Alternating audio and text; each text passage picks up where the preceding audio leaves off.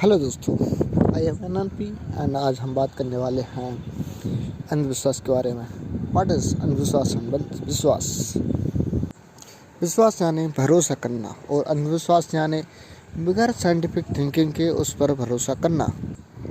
But मेरा मतलब ये है कि किसी पर भरोसा या विश्वास करना ही क्यों, सीधा सीधा उससे पूछ लो कि भाई क्या हो रहा है, उसको जान लो। किसी भी आदमी का जीवन प्रकृति के तत्वों से ही शुरू होता है और मरने के बाद वो प्रकृति के तत्वों में ही विलीन हो जाता है।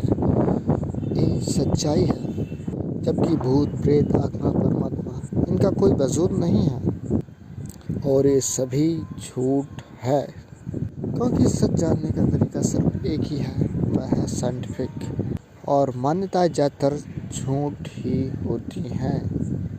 पहले बरसात होती थी और लोगों को नहीं पता ये बरसात कैसे होती है। तब कुछ लोगों ने कहा इसके पीछे कोई होगा। कुछ धूर्त लोग भी थे, उन्होंने इस चीज़ का फ़ायदा उठाया और कहा बरसात इंद्र करवाते हैं, आप हमको रुपये दो, हम यज्ञ करवाएंगे, यहाँ से उनको भोजन करेंगे, खाना पीना भेजेंगे और वो बरसात नहीं रोकेंगे। सालों साल यही चलता रहा। बहुत सदियाँ चली गई इस विश्वास में या इस अंधविश्वास में, बिना साइंटिफिक के इस चीज़ में। लोगों की औसत उम्र सिर्फ 18 साल थी। अभी कुछ साल आज़ादी के पहले का आंकड़ा सिर्फ 18 साल लोगों की औसत उम्र थी। लोग भूखे मरते थे, जबकि वहीं एक वैज्ञानिक जिसने खोज करके बता दिया कि पानी दरअसल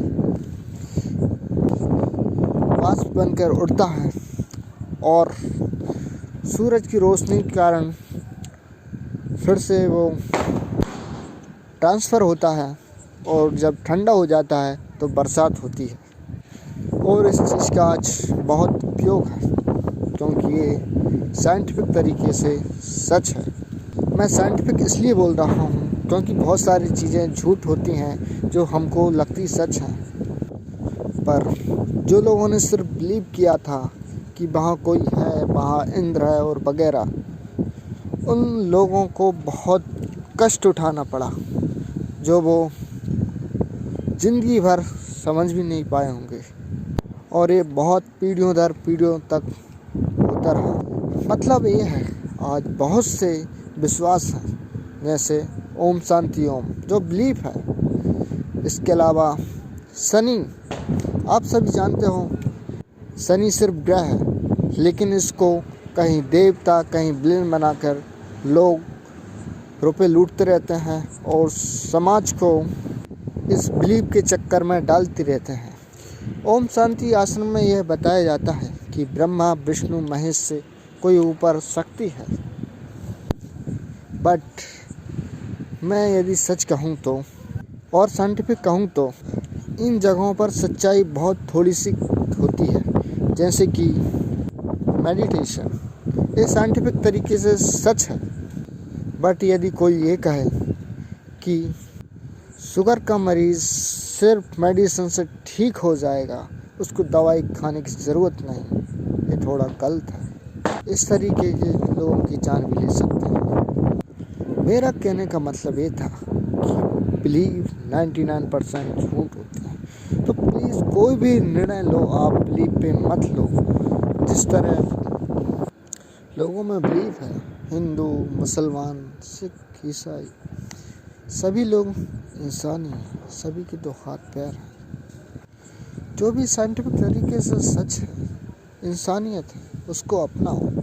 बट ऐसी बहुत सारी चीज़ें हैं जो इंसानियत के विरुद्ध हैं, और उन सभी में सबसे बड़ी चीज़ साइंटिफिक टेम्पर है।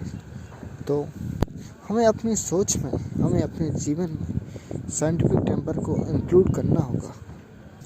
और बिलीव चाहे कोई सा भी हो, नया हो पुराना हो, इसके आधार पर निर्णय नहीं लेना चाहिए, क्योंकि इससे सदियों तक कष्ट पहुंचता है।